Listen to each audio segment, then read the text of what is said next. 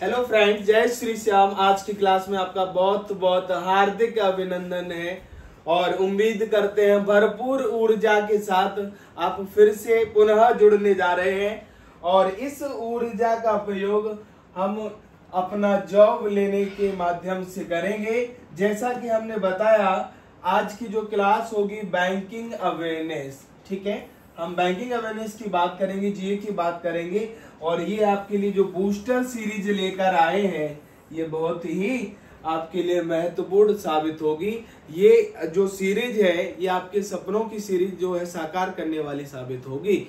उम्मीद करते हैं यदि आपने इससे पहले जो बैंकिंग अवेयरनेस की हम बात कर रहे हैं, बूस्टर सीरीज की बात कर रहे हैं, जैसा कि आप देख पा रहे हैं ये क्लास 4th है आपके लिए, यानी इससे पहले 3 क्लास और भी आपके लिए ला चुके हैं और उम्मीद है या तो आप देख चुके होंगे, अगर आपने नहीं देखी तो एक बार आप प्लेलिस्ट में जाके ये क्लास देख सकते हैं।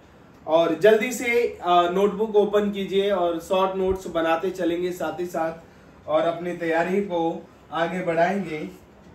नेक्स्ट, यहां आपसे पूछा गया है एनबीएफसी, जैसा कोई एनबीएफसी लास्ट क्लास में आपको पढ़ाया गया था। NBFC is a company registered under which act. ये कह रहा है जो एनबीएफसी जो कंपनी है रजिस्टर्ड किया गया है किस एक्ट के अकॉर्डिंग, तो आपको मालूम होना चाहिए एनबीएफसी के बारे में। नॉन बैंकिंग फाइनेंशियल कंपनी, क्या कहते हैं हम इसे? नॉन बैंकिंग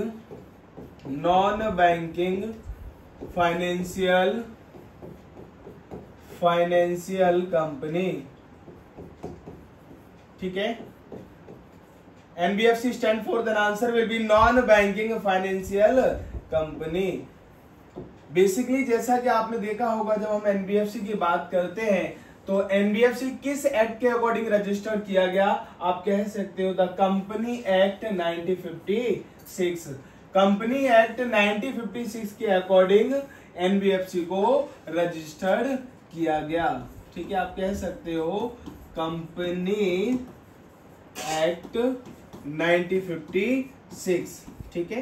कंपनी एक्ट 1956 के अकॉर्डिंग एनबीएफसी को रजिस्टर किया गया है। हम इन्हें नॉन बैंकिंग फाइनेंशियल कंपनी कहते हैं और आपको मालूम है ये बेसिकली जो ये कंपनी होती है इनको बैंकिंग लाइसेंस होल्ड करने की जरूरत नहीं होती। NBFC do not hold banking licence. Is that clear?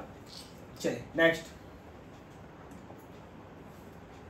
Non banking financial company, non banking financial institution या फाइनेंशियल जो कंपनी होती है as defined under which section of the RBI act 1934। बहुत ही महत्वपूर्ण है। आपसे पूछा गया है कि जो नॉन बैंकिंग फाइनेंशियल इंस्टीट्यूशन होते हैं वो आरबीआई एक्ट 1934 के किस सेक्शन में यहाँ पर इन्हें बताया गया है, ठीक है। तो आपको पता है आरबीआई एक्ट 1934, आरबीआई एक्ट 1934 का जो सेक्शन हम बात कर रहे हैं वो होगा हमारा 45, ठीक है, 45IA। इस सेक्शन में किसको रजिस्टर किया जाता है? Non banking financial institution, non banking financial institution. Non banking financial institution registered in which act? RBI act 1934, which section? The answer will B 45I and clause जो रहेगा वो आपका ए, यानी आपको कहां पर दिख रहा है 46, 45I बी है, ये 45 आपका सी है, ये 45 यहाँ पर ए है, यहाँ पर ये आपका आंसर रहेगा डी।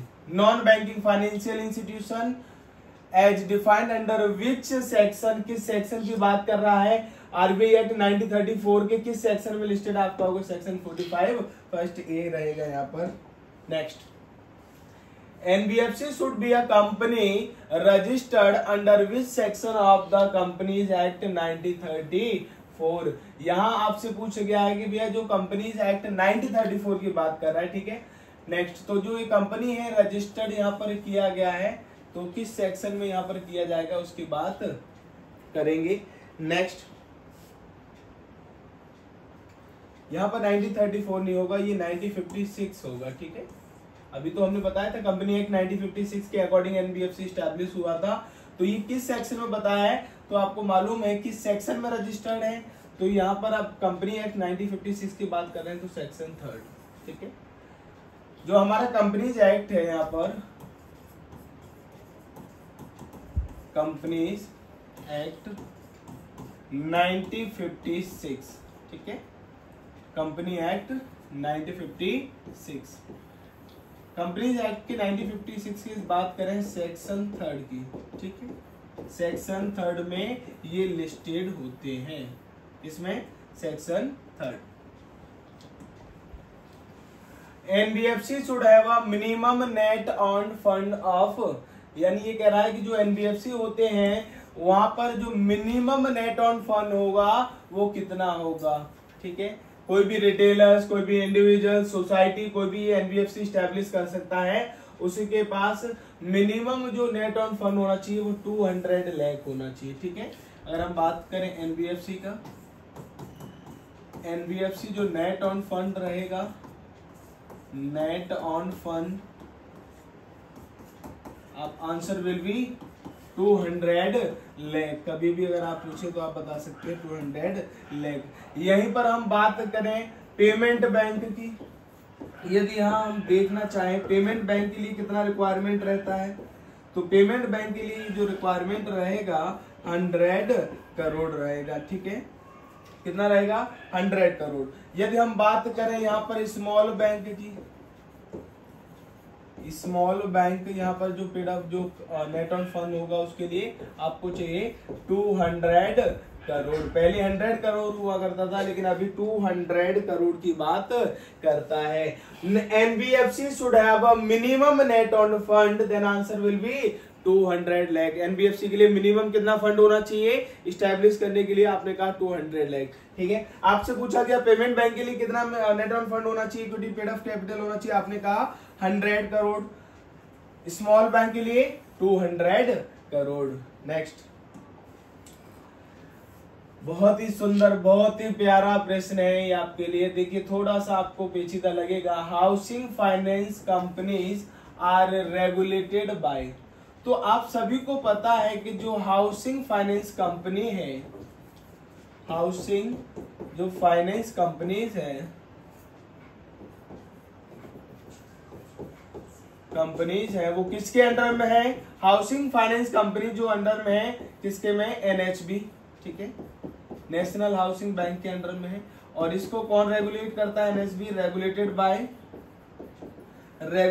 बाय आरबीआई, ठीक है। कौन करता है? आरबीआई। इसीलिए इसका आंसर होगा reserve bank of India, reserve bank of India. Next,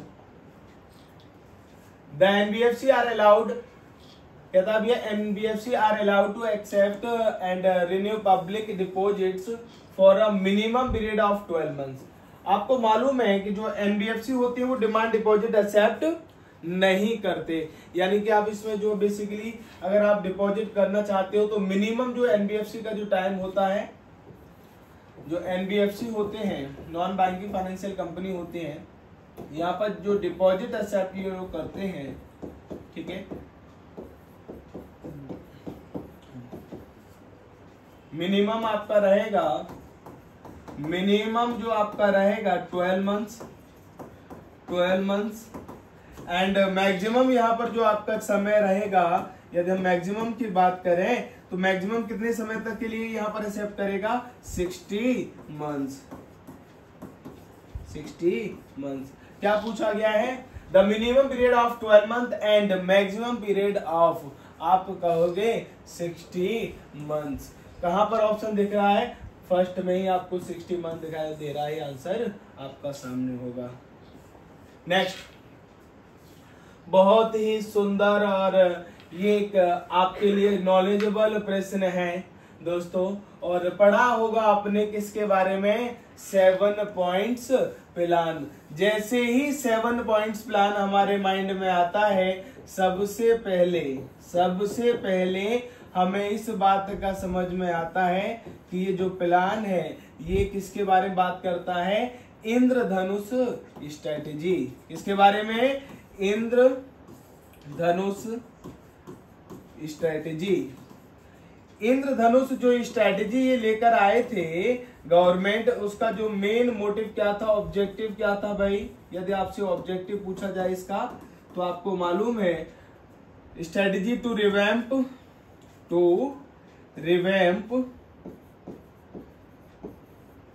public sector bank को रिवैम्प करना है जिससे वो प्राइवेट सेक्टर के लिए कॉम्पीट कर सके। इसके लिए 7 पॉइंट प्लान लेकर आए। इसके अकॉर्डिंग आपको मालूम है एक बोर्ड स्टैब्लिश हुआ था जिसे हम कहते हैं BBB, बोले तो बैंक ऑफ बोर्ड ब्यूरो। ठीक है, ये स्टैब्लिश हुआ था इंद्रधनुष स्ट्रेटेजी के अकॉर्डिंग। इसमें चेयरमैन और 6 अदर मेंबर, ठीक है, 6 अदर मेंबर होते हैं, 6 अदर मेंबर। टोटल मेंबर कितने हुए, 7 मेंबर्स। टोटल मेंबर हुए इसमें 7 मेंबर्स। ठीक है, वर्तमान में बैंक ऑफ बोर्ड ब्यूरो का जो चेयरमैन कौन है, यदि आपसे पूछा जाए तो वही बता सकते हो आप, भानु प्रताप शर्मा कौन है, चेयरमैन है इसके, BBB, bank of board bureau. ये क्या करता है, बेसिकली जो आपका मैकेनिज्म, जो आपका सर्वे होता है उस पर फोकस करता है। जो भी अपॉइंटमेंट होता है वो यहाँ पर इस बोर्ड के द्वारा होते हैं। ठीक है, आपसे पूछा गया है the government unveiled a 7 points plan encompasses 20,000 crore immediate fund infusion. यहाँ पर 20,000 करोड़ की बात हो रही है, यानी कि एक स्कीम के तहत 20,000 करोड़ रखा गया है। तो अभी आपको बताया गया था creation of a single holding company and minimising political interference. तो ये आपने कहा इंद्रधनुष। ठीक है, आंसर क्या होगा, इंद्रधनुष स्ट्रेटेजी। इसमें शुरुआती दौर पर जो कैपिटल रखा गया था वो 20,000 करोड़ रखा गया था। ठीक है, और इसमें कितने प्लान इंट्रोड्यूस किए गए, 7 पॉइंट प्लान। इसके according bank of board bureau establish किया गया था। वर्तमान में इनके जो चेयरमैन है वो है Bhanu Pratap Sharma. Name the body of eminent professional and officials which will replace the appointments board for appointment of whole time director as well as non-executive of public sector bank। तो अभी हमने आपको बताया था बैंक बोर्ड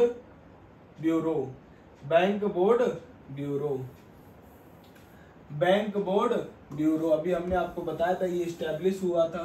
ठीक है, और इसमें कितने चेयरमैन एंड 6 अदर मेंबर होते हैं। Which Indian public sector bank launch the WhatsApp banking service. ठीक है, ये बता रहा है कि भैया विच पब्लिक सेक्टर बैंक, यानी यहाँ पब्लिक सेक्टर बैंक की बात हो रही है, लॉन्च व्हाट्सएप बैंकिंग सर्विस। ये व्हाट्सएप बैंकिंग सर्विस की बात कर रहा है, जहां पर आप स्टेटमेंट वगैरह ये सभी चीजें, ट्रांजेक्शन वगैरह इजीली कर सकते हैं। किस बैंक ने स्टार्ट किया है, बिल्कुल सही का sir, SBI, State Bank of India. किसने स्टार्ट किया है WhatsApp banking service, answer will be State Bank of India. Next, the process of governance reforms started with the conclave of PSB and financial institution organised in Pune named as. यानी कि यहाँ पर ये कह रहा है कि ये एक प्रोसेस जो कि गवर्नमेंट जो यहाँ पर रिफॉर्म्स की बात कर रहा है, सुधार की बात कर रहा है, तो ये किसके तहत आया था, ज्ञान संगम। ठीक है, ज्ञान संगम यहाँ पर जो है इस बात को लेकर आए थे कि भैया यहाँ से हमें क्या करना है, बैंकिंग में रिफॉर्म्स करना है, उसके लिए इस ज्ञान संगम को बनाया गया। ठीक है, तो यहाँ पर ये हमारे कुछ महत्वपूर्ण प्रश्न रहे और उम्मीद करते हैं कि आपने बहुत कुछ सीखा होगा और हो सकता है तो 1-2 पेज के नोट्स भी बनाए होंगे। ऐसे ही जुड़े रहिएगा, हम आने वाली सीरीज में आपके लिए करंट और बैंकिंग जो स्टैटिक होता है वो भी लेकर आएंगे। बहुत बहुत धन्यवाद, थैंक यू सो मच।